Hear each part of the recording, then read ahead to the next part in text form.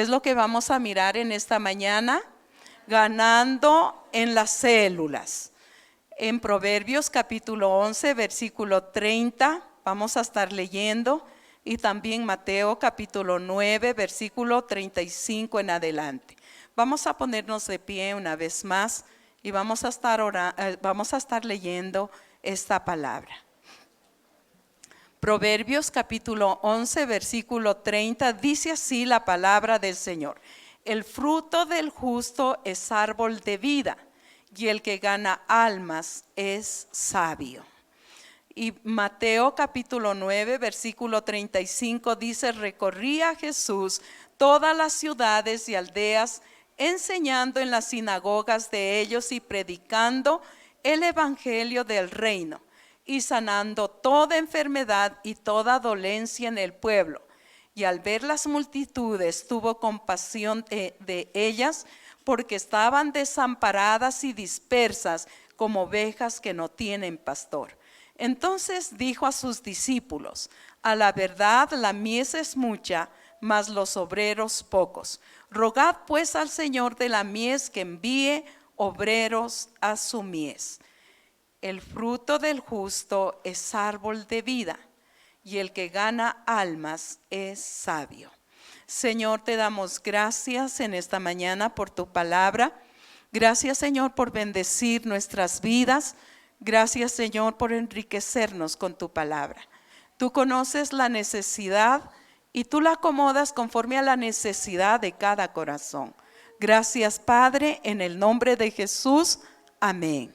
Amén. Pueden sentarse. Vamos a mirar entonces ganando en las células. El Señor Jesús, cuando Él estuvo aquí en la tierra, Él nos dio ejemplo de ir a predicar la palabra. Él no esperó que ellos vinieran. Él fue a donde las personas. Y eso es lo que el Señor también, Él quiere que nosotros podamos aprender.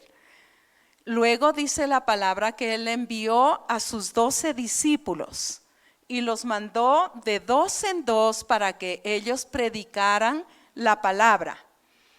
Y luego el Señor dice que envió, en una parte dice que envió a 70 personas. En otra parte dice que mandó a 72 personas para predicar la palabra. Pero aquí en Mateo capítulo 10, versículo 6 dice: sino id antes a las ovejas perdidas de la casa de Israel, y yendo predicad diciendo: el reino de los cielos se ha acercado, sanad enfermos, limpiad leprosos, resucitad muertos, echad fuera demonios, de gracia recibiste, dadlo de gracia. Eso fue la orden para sus discípulos cuando los mandó a su equipo de 12, de 2 en 2. Después de un tiempo dice la palabra que Él envió a 70 personas. En otra parte dice a 72. Y en esta parte que está en Lucas capítulo 10, dice así: volvieron los 70 con gozo, diciendo: Señor, aún los demonios se nos sujetaban en tu nombre. Y les dijo: yo veía a Satanás caer del cielo como un rayo. He aquí os doy potestad de hollar serpientes y escorpiones, y sobre toda fuerza del enemigo, y nada os dañará. Pero no os regocijéis de que los espíritus se sujetan, sino regocijaos de que vuestros nombres están escritos en el libro de la vida, dice en una versión. En otra versión dice que están escritos en el cielo. Vamos a mirar entonces, la salvación de las almas es el deseo ardiente del corazón de Dios, razón por la cual esto debe ser un arte, ¿verdad? Cuando nosotros hablamos de arte, podemos mirar a una costurera, tiene el arte de confeccionar. Podemos mirar a un arquitecto, tiene el arte de construir una casa. Podemos mirar que un chef tiene el arte de preparar alimentos, ¿verdad? Se especializa, tiene esa arte en sus manos de poderlo hacer. El alma es eterna. Dígase para sí mismo, el alma es eterna. El alma es eterna. Debemos pedir a Dios que nos haga expertos en el arte de rescatarlas. ¿Por qué nosotros tenemos que pedirle al Señor que nos dé el arte para poder rescatar almas? Porque es eterna. A veces uno diría como los animalitos, donde murió el cuerpo, ahí acabó todo, ¿verdad? Pero en el hombre no. En el hombre no. El alma es eterna y irá a la presencia del Señor. Ganar es un proceso donde anunciamos el evangelio a toda criatura, a todas las personas, y el enseñarles la palabra, el predicar el evangelio es un proceso. No es que de una ya le enseñamos todo, ¿verdad? No, porque es un proceso, poco a poco, y vamos a mirar esas personas siendo evangelizadas, ¿no es cierto? Ganar es un privilegio, porque Dios confía a los que nos han redimido, porque Dios confía a los que nos ha redimido por la sangre del Cordero. Ganar es un privilegio. Él ha confiado a cada uno de nosotros el poder llevar su palabra, el poder llevar el evangelio a otras personas.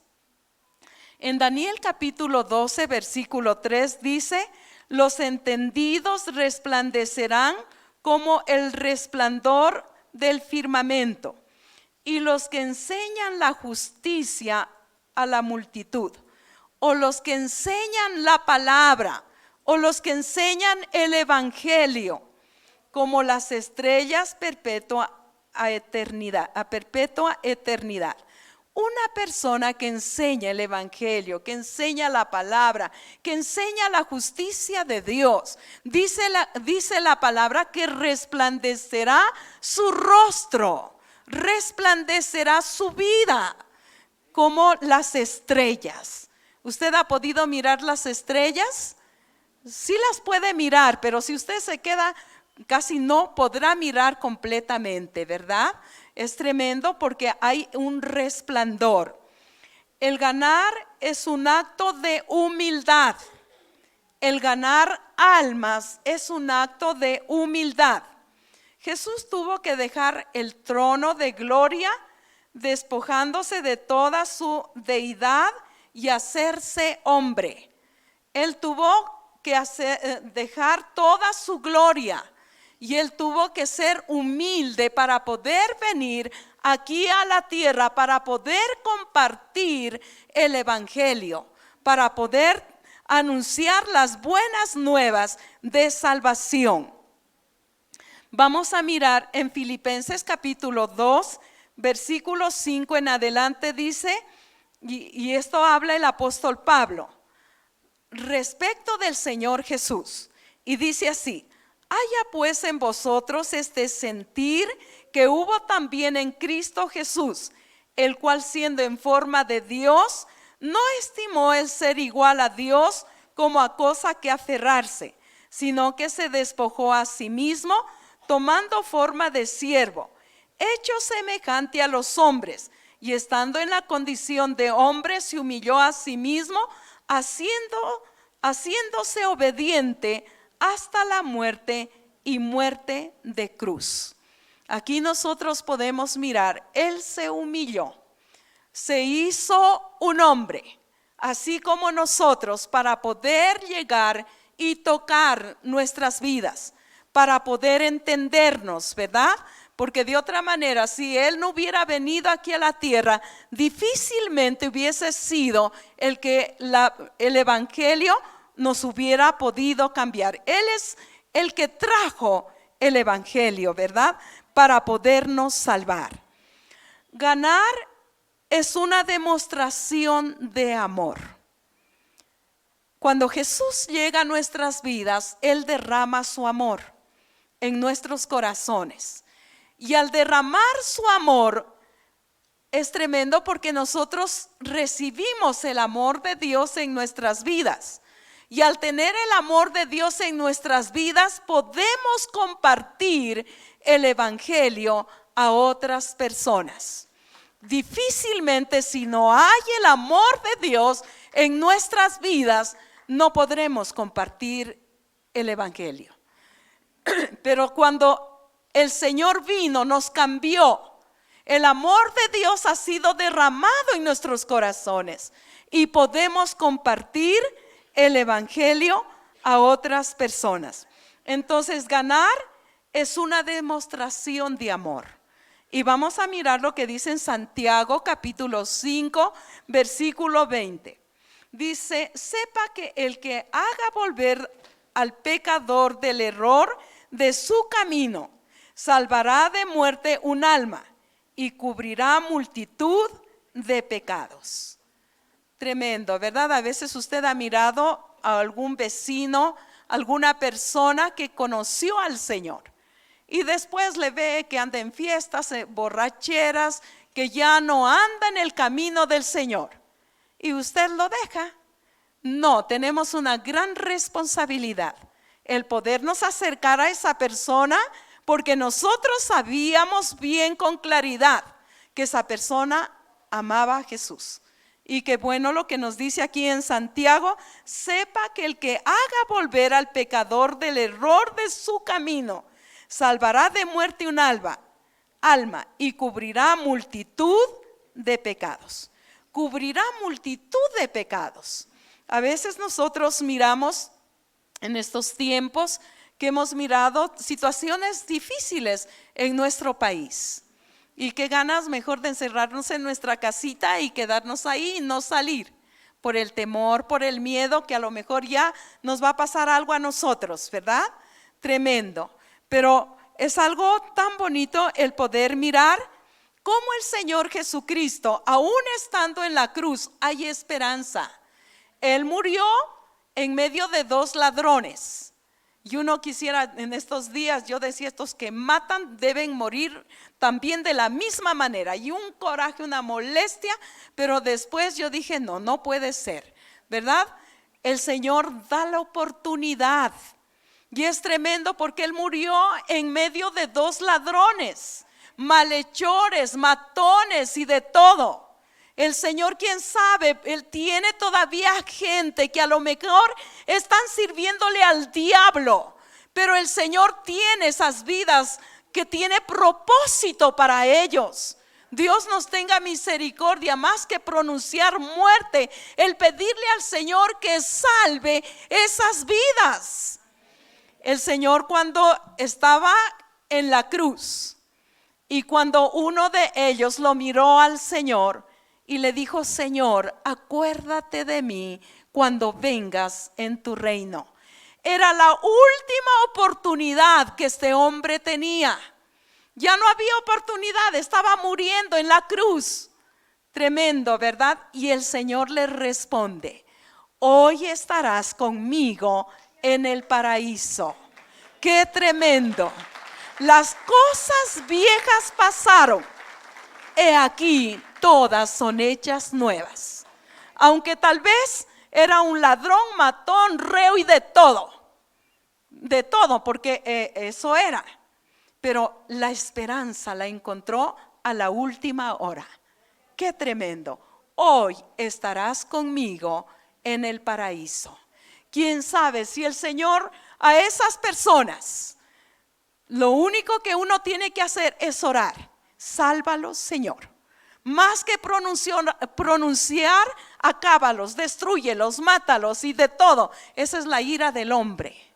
Pero yo creo que nosotros tenemos que clamar al Señor para que el Señor los salve, para que el Señor cumpla el propósito que Dios tenía para esas vidas aquí en la tierra. El maligno los confundió y los llevó por ese camino errado. pero el Señor es poderoso para hacerlos volver otra vez al propósito que el Señor tenía para esas vidas. Bendito sea el Señor. Que el Señor nos dé esa gracia, ¿verdad? Ganar es una demostración de amor. Ganar almas es una necesidad. Dígase para sí mismo, ganar almas es una necesidad. Es una necesidad el poder ganar almas. En Primera de Corintios capítulo 9 versículo 16 dice así: pues si anuncio el evangelio, no tengo por qué gloriarme, porque me es impuesta necesidad. Y ay de mí si no anuncio el evangelio, por lo cual si lo hago de buena voluntad, recompensa tendré. Pero si de mala voluntad, la comisión me ha sido encomendada. Ganar almas es una necesidad. Eso dice el apóstol Pablo. Y si lo hago de buena gana, dice, recompensa tendré. Y si lo hago de mala gana, pues la comisión me ha sido encomendada. Quiera o no quiera, tiene que hacerlo. Sea de buena gana, va a recibir recompensa. Y si de mala gana, pues tiene que hacerlo. Pero qué mejor el poderlo hacer de buena gana. De buena gana, ¿verdad? Para comunicar el evangelio se necesita de un gran ejército. De hombres y mujeres que hemos sido ya salvos. Que Él nos ha salvado ya.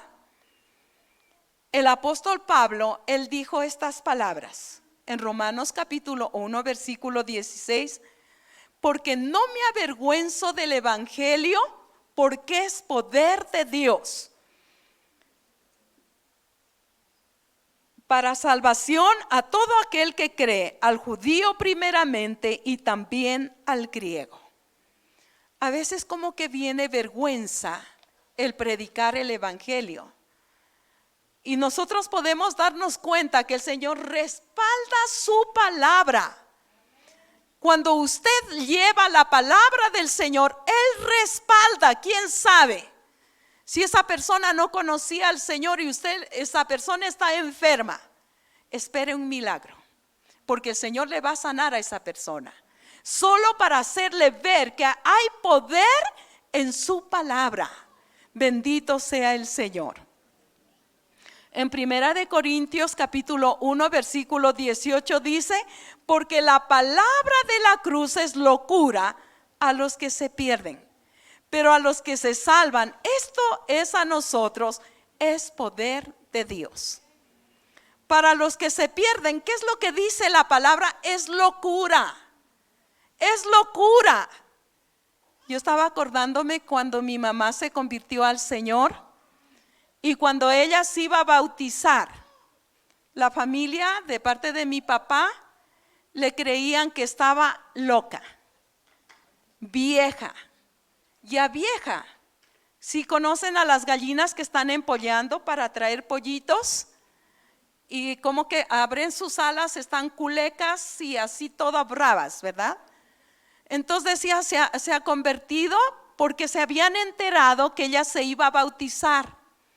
Entonces, como la tradición dice que apenas nacen deben bautizarse, y cuando se enteraron que mi mamá, ya una mujer adulta con hijos y todo, se iba a bautizar, entonces la creían como una loca, como una gallina culeca, que está, para los que se pierden, ¿qué es lo que dice la palabra? Es una locura. Ellos no pueden entender que tenemos que obedecer al Señor, lo que dice su palabra, de podernos bautizar arrepintiéndonos de nuestros pecados. Y felicitaciones a las personas que se bautizaron el día de ayer. ¿Cuántos hay aquí de los que se bautizaron el día de ayer? Levante su manito. Felicitaciones. Fueron como 17 o 18 personas, 17. Se bautizaron el día de ayer. Y qué bendición, ¿verdad? El poder obedecer lo que dice la palabra.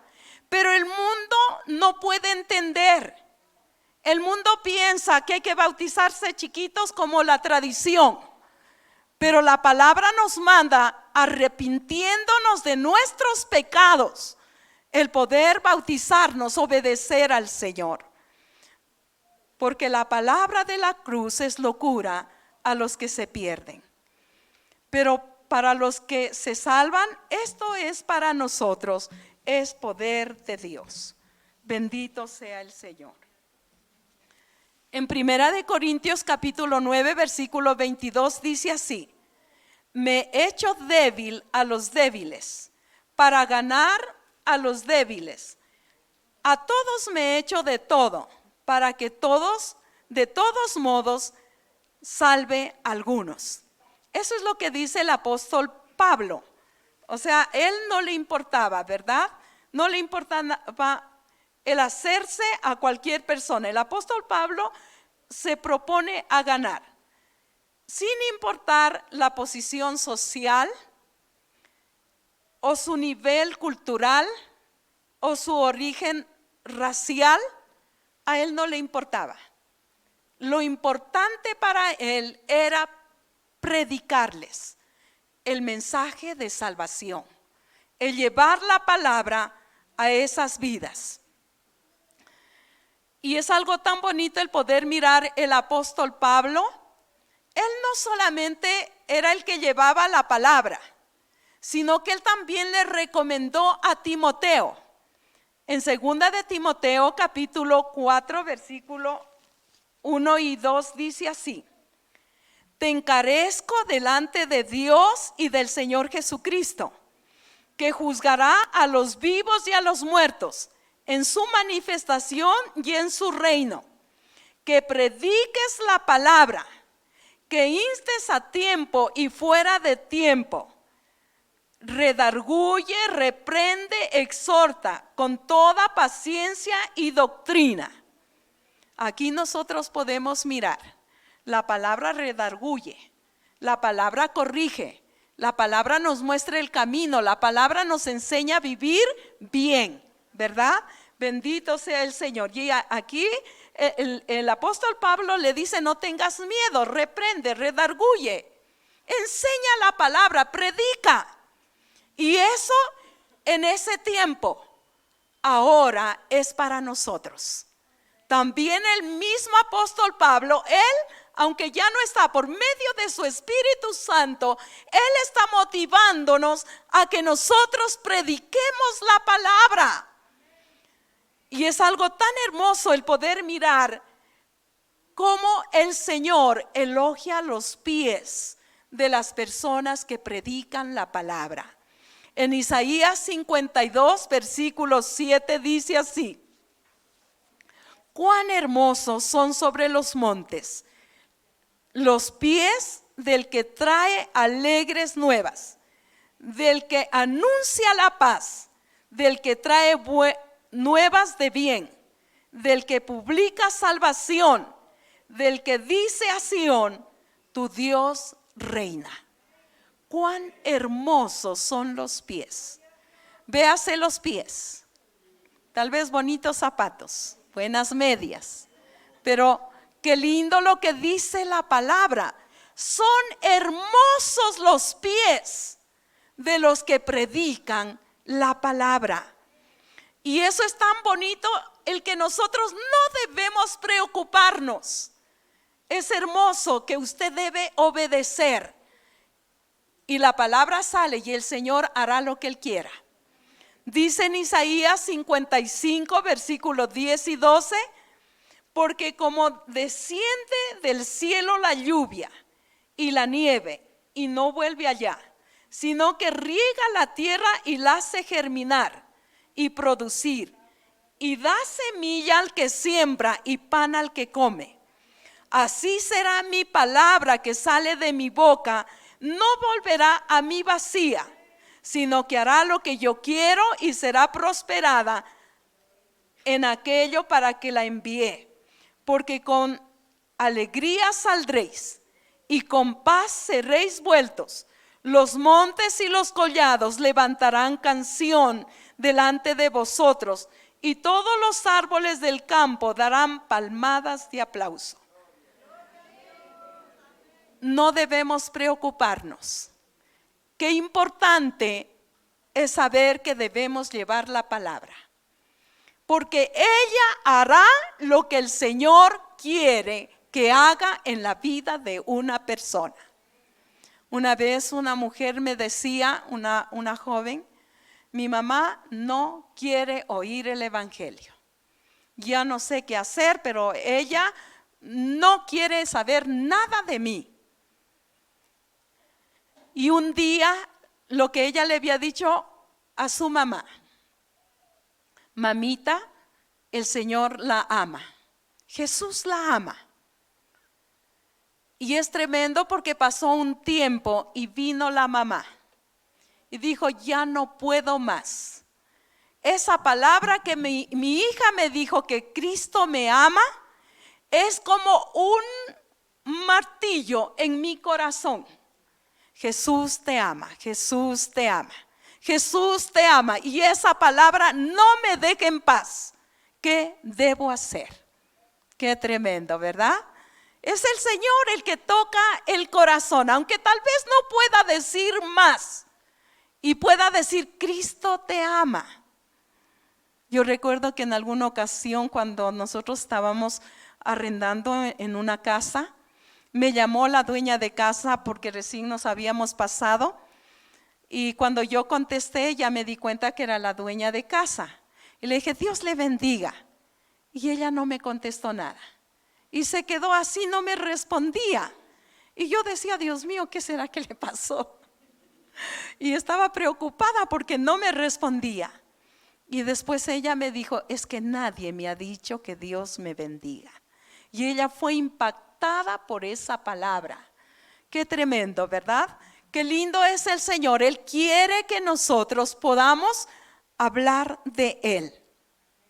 El deseo de Dios es que sus hijos seamos instrumento para traer salvación a los perdidos.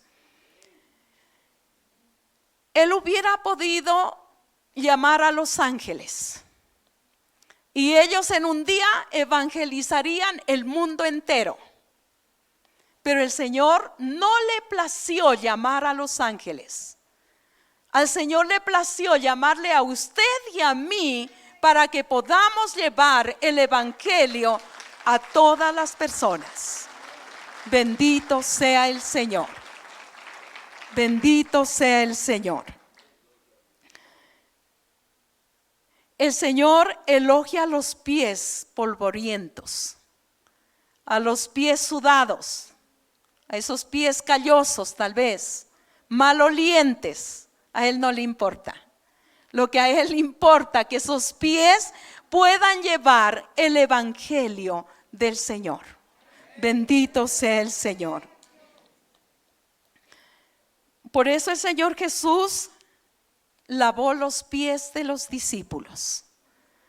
Y uno pensaría: pero ¿por qué no se le ocurrió lavar otra cosa? Lavó los pies, porque los pies son tan importantes en las manos del Señor. Sí puede ser nuestra manera de hablar también, pero si usted no tiene pies, ¿cómo puede llevar el evangelio? Y es tremendo porque nosotros podemos mirar. Él lavó los pies a sus discípulos. Cuando es tan importante, porque cuando el Señor le iba a lavar los pies a Pedro, y Pedro le dijo: Señor, tú no me vas a lavar los pies, porque lavar los pies era las personas empleadas. Ellos podían lavar los pies sudorientos, apestosos, llenos de polvo. Ellos debían lavar. Y por eso Pedro le dijo: Señor, tú no me lavarás los pies. Y el Señor le dijo: Pedro, si yo no te lavo los pies, tú no tienes parte conmigo. Y Pedro le dijo: Señor, lávame los pies, la cabeza, todo el cuerpo. El Señor le dijo: el que está limpio no necesita más que lavarse los pies, porque con los pies caminamos y nos contaminamos con las cosas que hay en el mundo. No hay necesidad más. Pero qué lindo es el poder mirar que el Señor, Él elogia los pies. Él elogia los pies de los que llevan las buenas nuevas de salvación. En Proverbios capítulo 11, versículo 30, lo que habíamos comenzado leyendo. 11:30, el que gana almas es sabio. El que gana almas es sabio. No dice el que gana más dinero. Es sabio. El dinero es importante, pero la palabra nos muestra que primeramente debemos ganar el reino de Dios y las demás cosas vendrán por añadidura. El dinero es añadidura. Lo primero es el reino de Dios, el predicar el reino de Dios. Pero muchas veces las personas se afanan por el dinero. Pero el Señor nos muestra la importancia. No nos dice ganen dinero, estudien en una mejor universidad. No, Él dice ganen almas. El que gana almas es sabio. Y qué bueno el que nosotros podamos ganar esas almas y poder ser esos sabios. Vamos a mirar razones por las que debemos ganar a otros para Jesucristo. ¿Cuáles son las razones por las que debemos ganar a otras personas para el Señor Jesucristo? Por lo que valen para Dios. ¿Por qué nosotros tenemos que hablar a otras personas del Evangelio? Porque valen para Dios. En Marcos capítulo 8, versículo 36 dice, porque ¿qué aprovechará al hombre si ganare todo el mundo y si pierde su alma? Tremendo, el alma vale mucho más que dinero, vale mucho más que riquezas.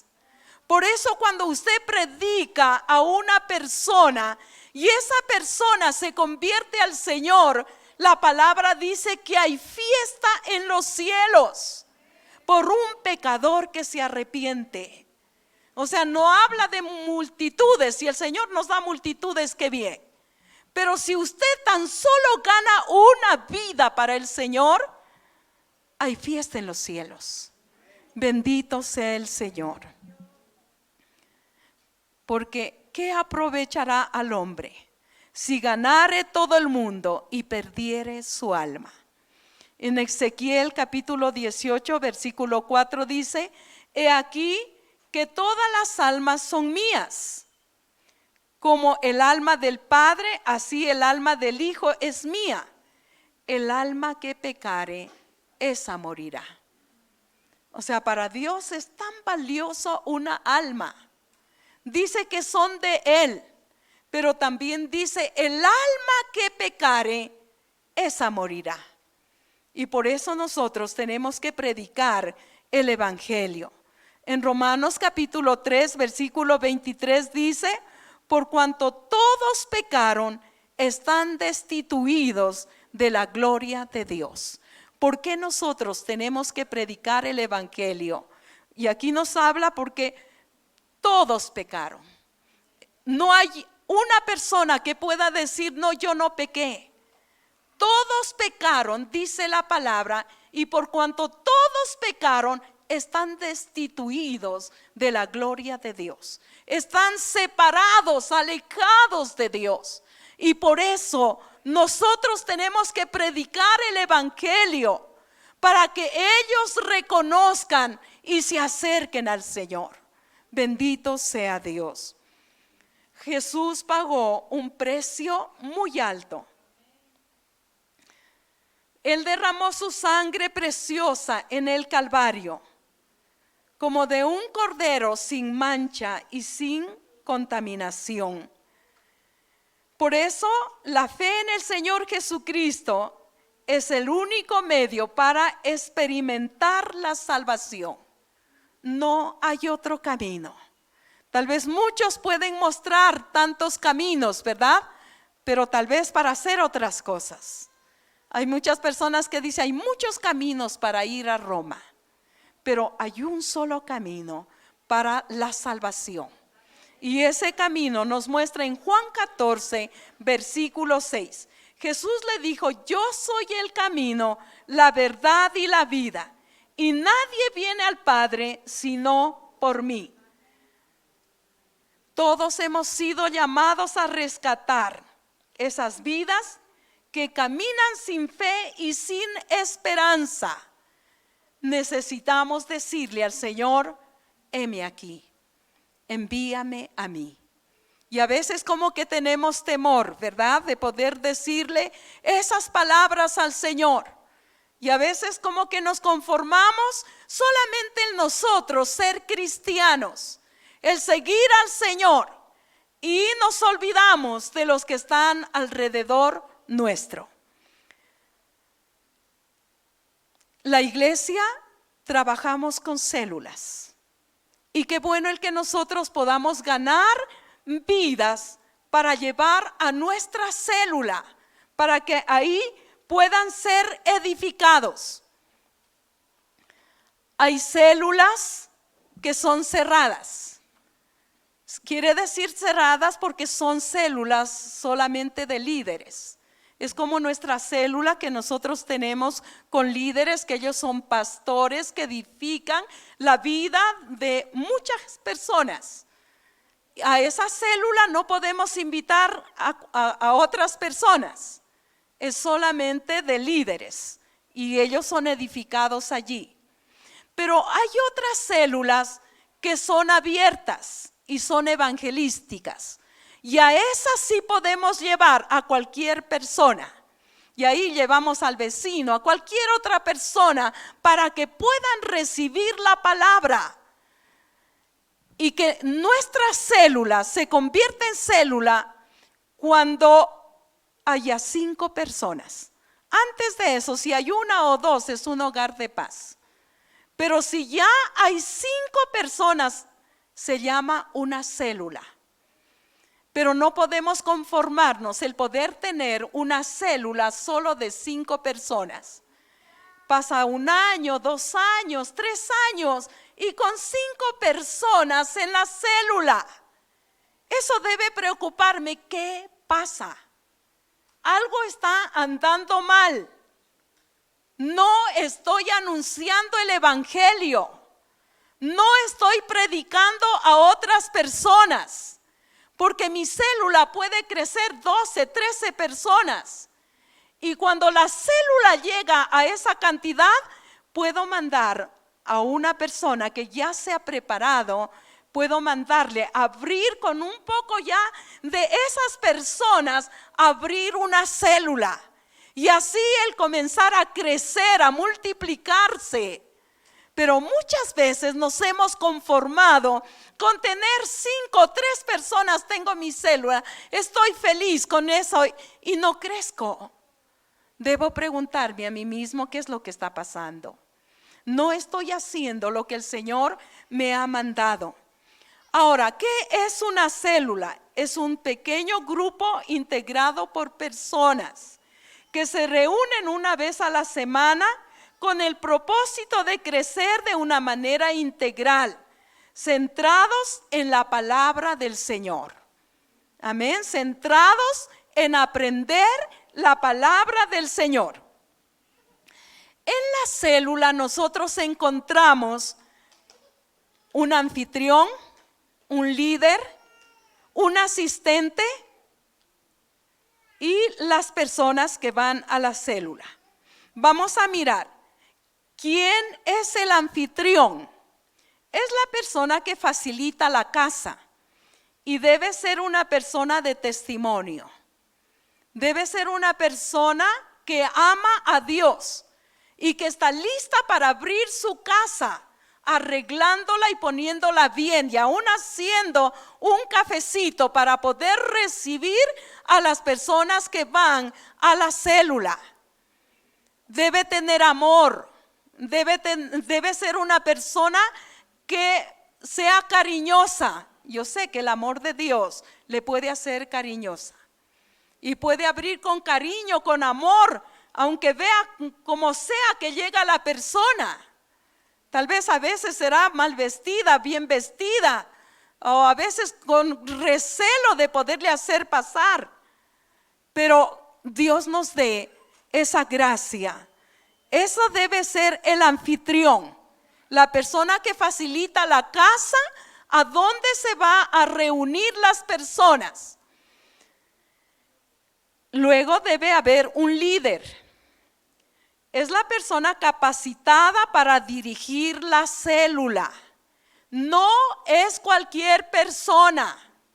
Es una persona que se ha capacitado para poder saber la palabra y para poder entregar esa palabra a todas las personas que asisten a la célula. A veces en la célula aparece una persona que asistía tal vez a otra iglesia y como que le vemos que sabe un poquito más de la palabra. Entonces le dice: predique usted. Eso no es correcto. No puede hacer. Usted debe esforzarse. Si aprendió la palabra, debe esforzarse y debe preparar, hasta ayunar, buscar al Señor para poder llevar una palabra que llene el corazón de las personas, que salgan satisfechas, que salgan felices. Esa es nuestra responsabilidad. Como líder, no es cualquier persona que ahí se le ocurrió levantarse y dirigir la célula.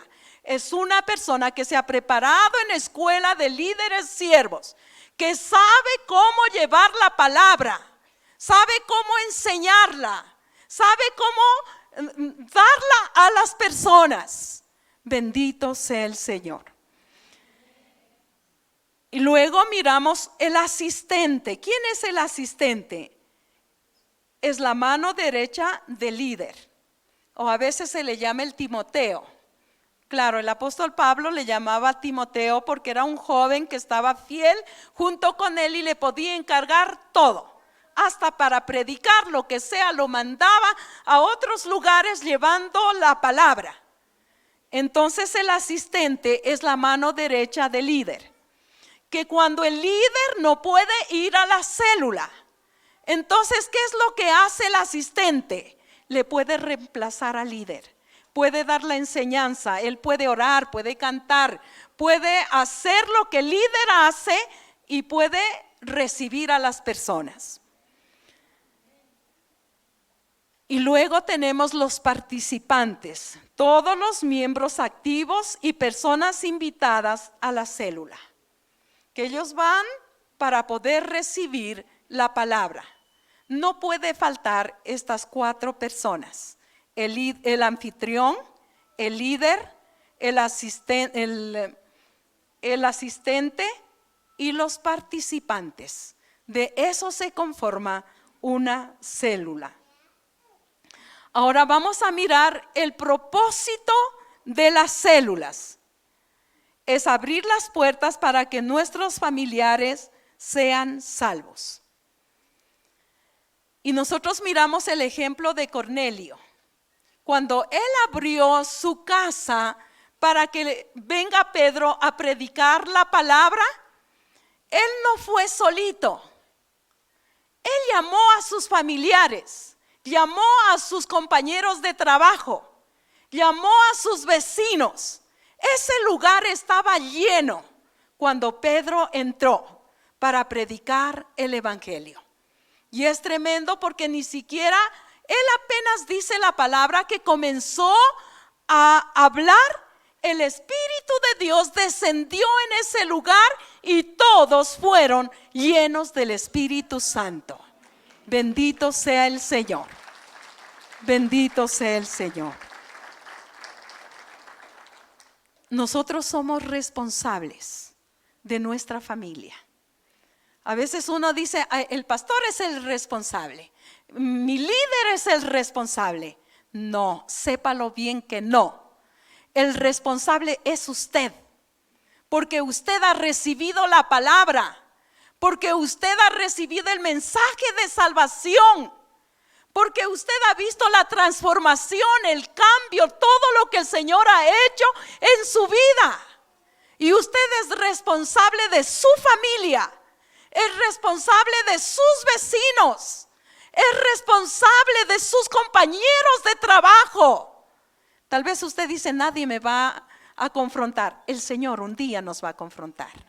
Estaremos delante de Él. Y también a nosotros nos llamará la atención si nosotros no le predicamos lo que usted tiene que hacer. Tenemos que ser responsables. Cornelio, él invitó a las personas cercanas. Segundo, permitir que las personas se relacionen con el liderazgo. Cuando la palabra es predicada, las personas que asisten a nuestra célula, ellos se pueden relacionar con las personas de liderazgo. Y aquí nosotros miramos en Mateo capítulo 9, versículo 10, el ejemplo de Mateo. Como Mateo, el Señor le dijo, Mateo, sígueme. Y él tuvo que seguirle al Señor. Y dice la palabra que él fue a su casa, lo invitó al Señor. Y los invitados que él tenía en su casa eran hombres como él, cobradores de impuestos. No eran personas bien vistas, indeseables. Pero sin embargo, con ellos era lo que él convivía y estaba siempre. Y a esos los invitó. Y es tremendo porque el Señor ahí habló y esas personas fueron tocadas por la palabra del Señor. Tercero, brindar la oportunidad de recibir el toque de Dios. Cuando nos reunimos en una casa, usted va a permitir que el Señor toque a las personas. Muchas cosas el Señor hará. Traerá bendición a esas vidas. En Lucas capítulo 5, versículos 19 y 20 nos da un ejemplo de un hombre que estaba muy enfermo. Ya estaba postrado en la cama. Y cuando se enteraron que Jesús estaba por ahí, los amigos lo cogieron y lo fueron llevando en su mismo lecho. Ahí lo fueron llevando y llegan a la casa donde estaba Jesús y no podían entrar por la gran cantidad de gente que había en ese lugar. Y ellos no sé, se dieron modo, se subieron a la terraza y por ahí no sé cómo sería, hicieron un hueco y lo bajaron al enfermo. Y cuando el Señor lo miró, admiró la fe, no del hombre que estaba ahí enfermo, admiró la fe de los que lo llevaron y lo sanó. Vamos a poder mirar que el Señor hará milagros en nuestras casas cuando nosotros abrimos para que la palabra sea predicada. Bendito sea el Señor. Es muy importante, a veces miramos nuestras células secas y no hay crecimiento y están ahí y ahí y ahí con lo mismo y lo mismo. Pero algo tenemos que hacer. ¿Qué es lo que tenemos que hacer? Es tan importante el poder orar. La oración de 3 por un mes. Si usted se acuerda, cuando los enemigos de Daniel propusieron que no se debía orar a ningún Dios en ese mes. ¿Sabe el maligno? Él lo que quiere es que en un mes si una persona deja de orar, esa persona se seca. Esa persona no tiene vida espiritual. Si no ora por un mes. Y eso era lo que querían lograr en Daniel, que deje de orar por un mes, por temor, por miedo. Pero Daniel no escuchó. Él oraba como lo solía hacer siempre. Y nosotros podemos mirar el orar en un mes. Viene avivamiento para la vida de una persona. Y ahí, siendo perseverante y orando por un mes, el fuego se va a encender. Así como el maligno en un mes quería apagarlo y acabar con la vida espiritual de Daniel, pero él no se dejó y él siguió orando, clamando al Señor, y vino ese avivamiento, aunque lo llevaron al foso de los leones, pero sin embargo había fuego en su corazón. Bendito sea el Señor. ¿Y cómo yo puedo orar? Solamente el ponerse de acuerdo 3 personas, el líder y 2 personas más. Cada uno llevar el nombre de 3 personas y poder orar cada uno por 9 personas. 3 que llevó el uno, 3 que llevó el otro y 3 que llevó el otro. ¿Cuánto es el total? 9 personas. Y ponernos a orar durante ese mes por esas personas. Serán sus compañeros de trabajo, serán sus hermanos, sus familiares, serán personas cercanas que están cerca de usted. Y qué bueno que podamos orar por esas personas durante un mes, siendo perseverantes. Y después, y tal vez entre semana, el poderse reunir entre los 3 que se han puesto de acuerdo para orar y dándole gracias al Señor. Al fin de ese mes, el poder ir y predicarles la palabra del Señor. El Señor hará milagros, porque las oraciones llegan a la presencia del Señor. Y Él está interesado, si Él dejó el cielo para que se predique la palabra, para predicar Él mismo aquí en la tierra, Él está interesado también en que cada uno de nosotros podamos llevar su palabra. Es muy importante que cada uno entendamos que nuestra responsabilidad es nuestra familia. Es nuestra responsabilidad el predicar a nuestros compañeros de trabajo, a nuestros vecinos. Es nuestra responsabilidad. Usted no puede decir es la responsabilidad del pastor, es la responsabilidad del líder. No, es su responsabilidad, porque usted ha experimentado el toque de Dios en su vida. Y usted sabe lo que el Señor ha hecho en usted. Y usted puede llevar esa palabra a otras personas. Vamos a ponernos de pie.